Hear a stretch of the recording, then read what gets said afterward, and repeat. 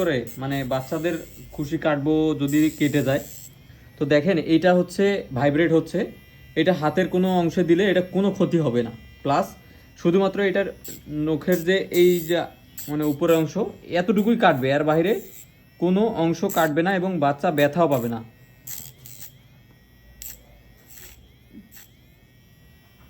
পোকা পাই দিচ্ছে। হ্যাঁ মা, পোকা পাই দিচ্ছে আমরা।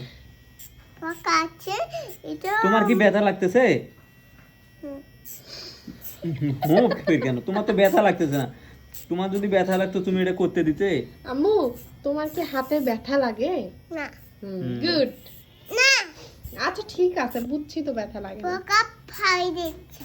ওই যে নখের কালো কালো গুলা ওগুলো হ্যাঁ, পোকা হ্যাঁ, বলে বলে যে আমি ওর নখ কাটাই, এই জন্য পোকা যে ফেলে সকল দিচ্ছে। বাবা মারা বাচ্চার এই যে খুশি কাটানে খুব বিড়ম্বনায় আছেন, তারা এটা ট্রাই করতে পারেন। দেখেন আমি কত সুন্দর করে দুইটা মানে ক্লিন করে দিলাম, একবারে কোনো ঝামেলা নাই। মনে হচ্ছে না যে একবারে মানে এটা ইলেকট্রিক ট্রিমার দিয়ে কাটা।